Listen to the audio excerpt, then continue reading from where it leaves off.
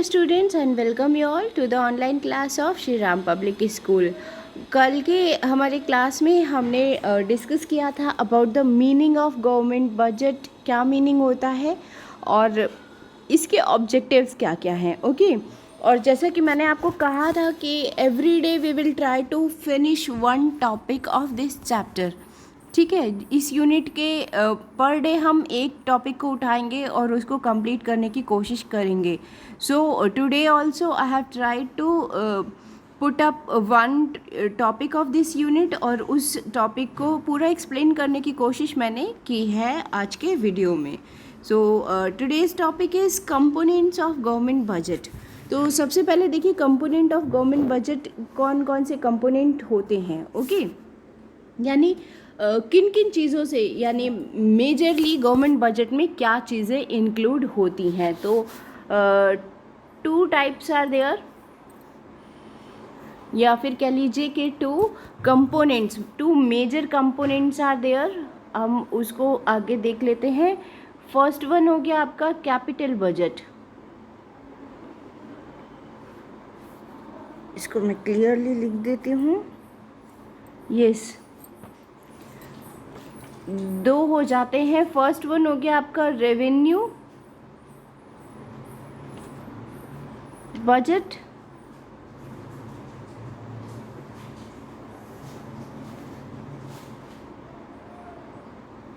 Okay, and second one is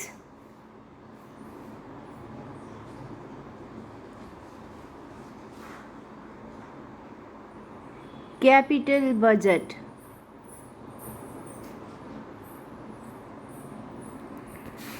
जगह की वजह से स्पेलिंग्स थोड़ी सी इधर उधर हो गई हो तो समझ लीजिएगा थोड़ा सा। सो रेवेन्यू बजट और कैपिटल बजट ये दो मेजर कंपोनेंट होते हैं गवर्नमेंट बजट के। ठीक है, और अब इनको भी फिर हम आगे देख लेते हैं। रेवेन्यू बजट में हमारी वो चीज़ें आ जाती हैं जो कि रेवेन्यू से रिलेटेड हैं। ठीक, अब यहाँ रेवेन्यू से मतलब ये नहीं कि सारी चीज़ें जो मिलने वाली हैं वो सारी, इसमें एक्सपेंडिचर भी ऑब्वियसली इंक्लूडेड होगा। और सिमिलरली कैपिटल बजट में जैसा अकाउंटेंसी में आपने पढ़ा होगा, रेवेन्यू रिसिप्ट्स होती थी और कैपिटल रिसिप्ट्स होती थी। ठीक, रेवेन्यू एक्सपेंडिचर होता था और कैपिटल एक्सपेंडिचर होता था। यहाँ वो टॉपिक आपको ध्यान करना बहुत ज़रूरी है। वैसे तो मैं इसको एक बार और यहाँ पर एक्सप्लेन करूँगी, लेकिन वही चीज़ यहाँ पर इकोनॉमिक लेवल पर, मैक्रो लेवल पर इंक्लूड हो रही है। ओके, तो किस तरह से है रेवेन्यू बजट के फिर फर्दर ऑन आपके आगे टू टाइप्स है। मैं इसको आगे और दिखा देती हूँ। रेवेन्यू बजट के टू टाइप्स है। फर्स्ट वन हो जा रहा है आपका, ठीक, यस, ओहो पूरा ही गड़बड़ हो गया। यस, फर्स्ट हो गया आपका रेवेन्यू बजट,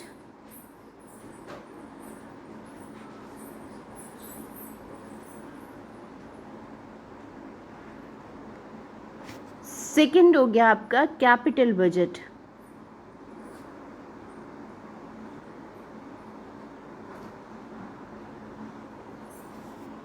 ओके, अब इसको आप आगे और अच्छे से समझ सकते हो। इसके भी फर्दर ऑन दो आपने पार्ट कर लिए और क्या होंगे वो आप देख लीजिए। रेवेन्यू बजट को हम आगे फिर और एक्सप्लेन कर सकते हैं by the means of revenue receipts.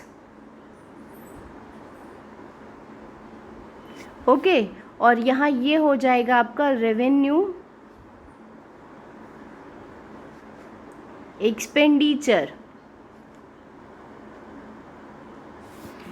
Okay, similarly यहाँ कैपिटल बजट में भी टू पार्ट्स हो जाएंगे। फर्स्ट वन होगा आपका कैपिटल रिसिप्ट्स,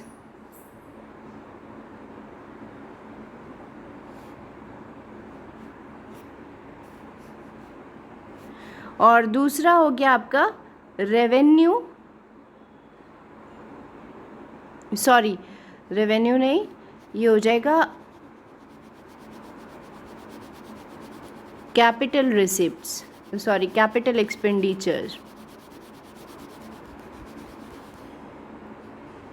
ठीक। तो ये हो जाएगा आपका कैपिटल एक्सपेंडिचर।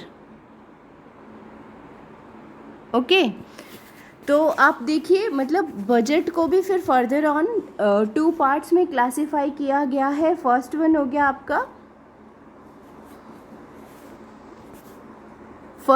गया आपका रेवेन्यू बजट और दूसरा हो गया कैपिटल बजट। यानी पहला हो गया जो कि आप कह लीजिए करंट असेट्स में आप इन्वेस्ट करते चले जाते हो, तो उस तरह से आपके प्रोडक्शन कैपेसिटी को मीन्स वो आपकी प्रॉफिट कैपेसिटी को बढ़ा रहा है, वो बजट आपका रेवेन्यू बजट हो गया। इसमें रेवेन्यू एक्सपेंडिचर और रेवेन्यू रिसिप्ट्स दोनों इंक्लूडेड होंगे क्योंकि ये बजट है, ठीक है। और यहाँ दूसरे साइड में अगेन फिर कैपिटल बजट यानी कि कंट्री की या इकोनॉमी के जो टोटल प्रोडक्शन रिसोर्सेज होते हैं उनको लेकर जो हम इन्वेस्टमेंट कर रहे हैं, ठीक है, इन्वेस्टमेंट से रिलेटेड। तो ये हो गया आपका कैपिटल बजट।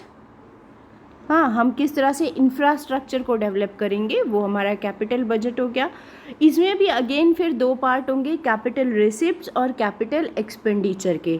तो एक्सपेंडिचर को हम आज एक साइड रखते हैं and today we will discuss only about the receipts. Revenue receipts आज का हमारा टॉपिक हो गया और कैपिटल रिसिप्ट्स ये आज का हमारा टॉपिक होगा, यानी बजट रिसिप्ट्स आप कह सकते हो इसको एक तरह से, ठीक है।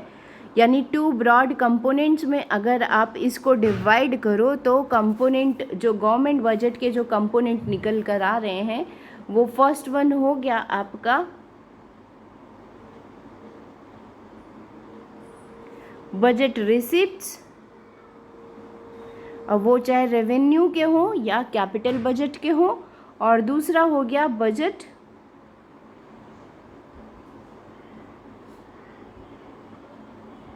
एक्सपेंडिचर। ओके, तो ये हो गया आपका basically classification of components of government budget. Budget receipt भी अगर आप इसको क्लासिफाई आगे करना चाहते हो तो बजट रिसिप्ट भी आपके 2 कैटेगरीज में आ जाएंगे। पहला हो गया रेवेन्यू जो अभी हमने पढ़ा, और दूसरा कैपिटल, यही अभी हमने डायग्राम के थ्रू समझा है। और एक्सपेंडिचर को भी आप 2 पार्ट्स में डिवाइड कर सकते हो, सेम वही रेवेन्यू एक्सपेंडिचर और कैपिटल एक्सपेंडिचर।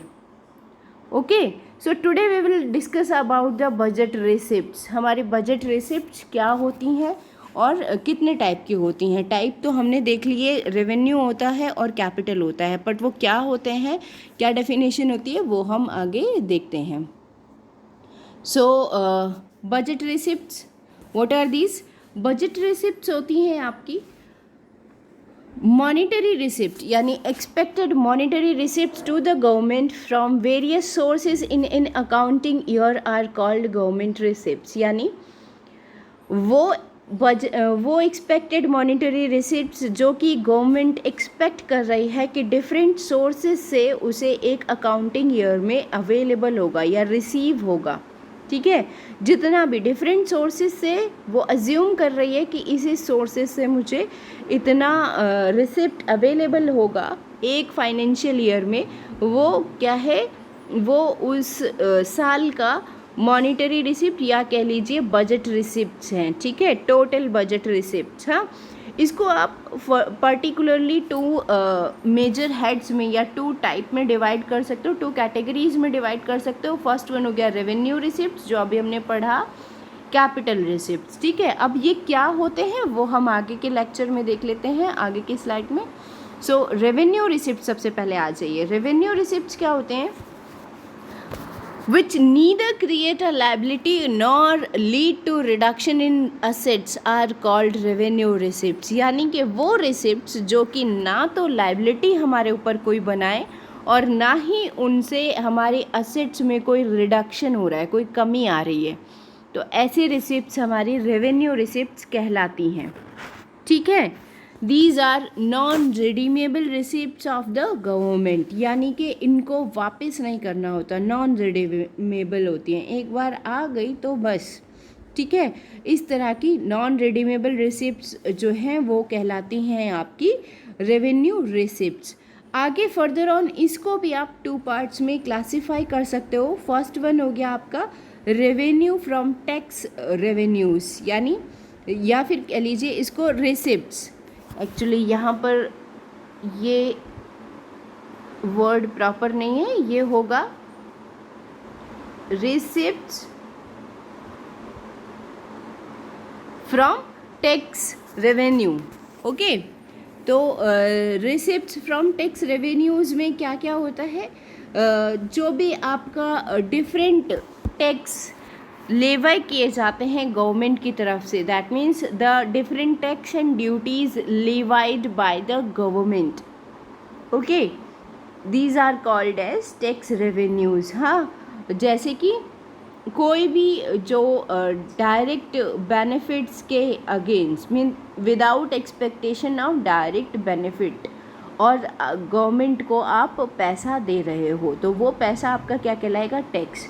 कोई भी अमाउंट जो कि आप डायरेक्ट बेनिफिट के बिना दे रहे हो, जैसे कि आपको पता है कि टैक्स आप पे करोगे तभी कंट्री का डेवलपमेंट होगा, लेकिन वहाँ कोई डायरेक्ट बेनिफिट आपको नहीं मिल रहा है, ठीक है, इनडायरेक्ट बेनिफिट मिल रहा है। तो ऐसे जो भी इनडायरेक्ट बेनिफिट्स के लिए आप टैक्स पे कर रहे हो, वो जो भी अमाउंट आप पे कर रहे हो वो आपका टैक्स कहलाता है, ठीक है। टाइप ऑफ टैक्सेस आप देख सकते हो, टाइप ऑफ टैक्सेस में आपका डिफरेंट टाइप ऑफ टैक्सेस आते हैं, जैसे मेजरली आते हैं आपके डायरेक्ट टैक्स और इनडायरेक्ट टैक्स। डायरेक्ट टैक्स मतलब कि जो liability of to pay a tax, ठीक, liability to pay a tax and it's burden fall on the same person. जिसको कि टैक्स देना है वही लायबिलिटी भी बियर कर रहा है टैक्स देने की, तो ये दोनों चीज़ें जहाँ हैं, मतलब बर्डन यानी एग्जैक्टली अमाउंट भी वही पे कर रहा है और लायबिलिटी भी उसी की है, तो ये क्या हो गया आपका डायरेक्ट टैक्स हो गया। जैसे इनकम टैक्स, ठीक, income tax is a direct tax, क्योंकि यहाँ पर जिस पर्सन की इनकम पर टैक्स लग रहा है वही लायबिलिटी बियर करता है उसको पे करने की, और बर्डन भी उसी पर है, उसी की कमाई से यानी उसी की इनकम से डिडक्ट हो रहा है वो इनकम टैक्स, ठीक है। नेक्स्ट आ जाता है आपका इनडायरेक्ट टैक्स। इनडायरेक्ट टैक्स क्या होते हैं, वो जहाँ पर burden falls on different person, यानी liability to pay a tax is beared by some other person and burden of that tax is beared by someone else, ये हो गया indirect tax। जैसे burden of an indirect tax can be shifted to other person, है ना, किस तरह से हो सकता है, जैसे कि आपका हो गया GST या आपका कस्टम ड्यूटीज़, ठीक है, ये प्रोडक्ट पर चार्ज किए जाते हैं, प्रोडक्ट पर लिवाइड होते हैं, ठीक है, जो कि GST टैक्स हो गया, या एक्साइज ड्यूटीज़ हो गई, है ना। अब एक्साइज ड्यूटीज़ की आप बात करो तो यहाँ पर क्या है, पे तो किया जा रहा है, या GST टैक्स की बात करो तो पे तो किया जा रहा है वो शॉपकीपर्स या प्रोड्यूसर्स के थ्रू, लेकिन अल्टीमेटली उसका बर्डन किस पर पड़ रहा है, कंज्यूमर पर। क्यों, क्योंकि वो कॉस्ट में ऐड ऑन करके हम ही पे कर रहे हैं, ठीक है, प्रोड्यूसर तो पे नहीं कर रहा। तो यहाँ पर क्या है, लायबिलिटी टू पे द टैक्स वो किसी और की है और बर्डन उस टैक्स का किसी और पर है। ये हो गए आपके इनडायरेक्ट टैक्सेस, ओके। तो ये हो गए receipt from tax revenues. Next आ गया receipt from non tax revenue. Non tax revenues क्या क्या होते हैं, देखिए, नॉन टैक्स रेवेन्यूज़ होते हैं आपके इंटरेस्ट रिसीव्ड कहीं से, जो भी आपके जो स्टेट या प्राइवेट एंटरप्राइजेस को जो भी लोन वगैरह दिया गया है गवर्नमेंट के थ्रू, उस पर जो इंटरेस्ट मिल रहा है गवर्नमेंट को, वो हो गया, ठीक है, इंटरेस्ट रिसीव्ड। नेक्स्ट प्रॉफिट या डिविडेंड, अगर कहीं उन्होंने इन पब्लिक एंटरप्राइजेस में या प्राइवेट सेक्टर में गवर्नमेंट ने इन्वेस्टमेंट किया हुआ है तो वो इन्वेस्टमेंट के अगेंस्ट जो भी प्रॉफिट्स या डिविडेंड्स मिल रहे हैं वो भी नॉन टैक्स रेवेन्यूज़ हैं। उसके बाद डिफरेंट काइंड ऑफ फीस हो गई, ठीक है, जैसे गवर्नमेंट स्कूल्स होते हैं उसमें फ़ीस आ रही है, पासपोर्ट फ़ीस हो गया, कोर्ट फ़ीस हो गया, स्टैम्प ड्यूटी वगैरह, ये सारी चीज़ें जो हैं फ़ीस और फ़ाइन जो चालान वगैरह कटते हैं, ठीक है, बिना हेलमेट के चाहिए चालान कट गया, गवर्नमेंट की इनकम है ये भी, लेकिन नॉन टैक्स रेवेन्यू है, ठीक। नेक्स्ट आ गया गिफ्ट्स या ग्रांट्स मिल रहे हैं, डोनेशन मिल रही है कहीं किसी दूसरी गवर्नमेंट से, इंटरनेशनल ऑर्गेनाइजेशन से, तो ये भी आपका क्या है, नॉन टैक्स रेवेन्यू है। इसके अलावा स्पेशल असेसमेंट किया जा रहा है, ठीक है, जैसे कि प्रॉपर्टी ओनर्स, हाँ, के थ्रू प्रॉपर्टी ओनर्स का जो असेसमेंट किया जाता है गवर्नमेंट के थ्रू, और उसमें जितनी भी वैल्यू प्रॉपर्टी की इंक्रीज़ होती है डेवलपमेंट एक्टिविटीज़ के रिज़ल्ट के तौर पर, तो उस पर भी चार्ज किया जाता है, उस पर भी एक पेमेंट दिया जाता है which is called as development payment, ठीक है, डेवलपमेंट चार्ज। तो ये आपका स्पेशल असेसमेंट में आ जाता है, और इस तरह से ये आपके हो गए नॉन टैक्स रिसिप्ट्स या नॉन टैक्स रेवेन्यू रिसिप्ट्स, ठीक है। अब पहले तो हम देख लेते हैं डायरेक्ट और इनडायरेक्ट टैक्सेस में डिफरेंस क्या होता है। तो देखो इम्पैक्ट, सबसे पहला इम्पैक्ट आ गया, किस पर होता है, डायरेक्ट टैक्सेस डायरेक्टली पर्सन पर इम्पोज्ड होते हैं, और इनडायरेक्ट टैक्सेस हमेशा गुड्स और सर्विसेज के थ्रू लिए जाते हैं, ठीक है, डायरेक्टली किसी पर्सन पर इम्पोज्ड नहीं किए जाते। Shift of burden, direct taxes में कोई शिफ्ट ऑफ बर्डन पॉसिबल नहीं होता, जिस पर वो है वही उसको पे करेगा।